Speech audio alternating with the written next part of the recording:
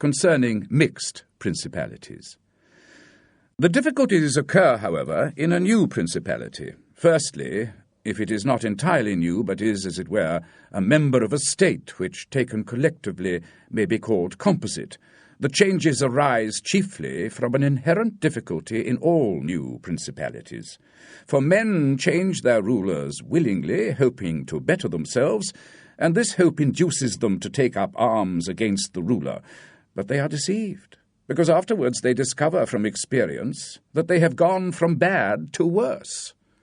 This follows also on another natural and common necessity, which always causes a new prince to burden his new subjects with the imposition of force and countless other hardships as a result of his acquisition. In this way you have enemies of all those whom you have injured in seizing that principality, and you are not able to keep those friends who put you there because you are not able to satisfy them in the way they expected, and you cannot take strong measures against them as you feel bound to them. But despite one being very strong in armed forces on entering a province, one always needs the goodwill of the local people.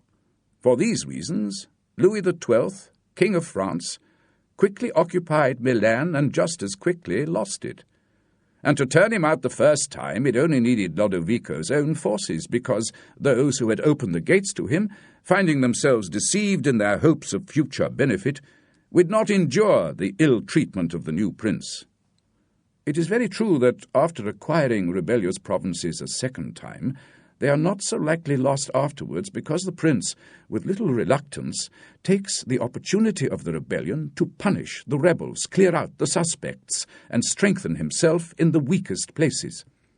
Thus, to cause the King of France to lose Milan the first time, it was enough for the Duke Lodovico to raise insurrections on the borders. But to cause him to lose it a second time, it was necessary to bring the whole world against him, to defeat him and drive his armies out of Italy. Nevertheless, Milan was taken from France both the first and the second time. The general reasons for the first have been discussed. It just remains to name those for the second, and to see what resources they had and what anyone in his situation would have done to maintain his position more securely than the King of France. Now, I say that those dominions which are acquired and added to an existing state by the conqueror are either of the same country and language, or they are not. When they are, it is easier to hold them, especially when they have not been accustomed to self-government. And to hold them securely, it is enough to have destroyed the family of the prince who was ruling them at the time. Because the two peoples, having similar traditions and customs, will live quietly together, as has been seen in Brittany, Burgundy, Gascony, and Normandy, which have been part of France for so long a time. And although there may be some differences in language, nevertheless the customs are similar, and the people will easily be able to get on amongst themselves. He who has annexed them, if he wishes to hold them, has only to bear in mind two considerations. The one, that the family of their former lord is destroyed. The other, that neither their laws nor their taxes are altered, so that in a very short time the new principality will become one with the old. But when states are acquired in a country differing in language, customs, or laws, there are problems, and good luck and great energy are needed to hold them, and most importantly, he who has acquired them should go and live there.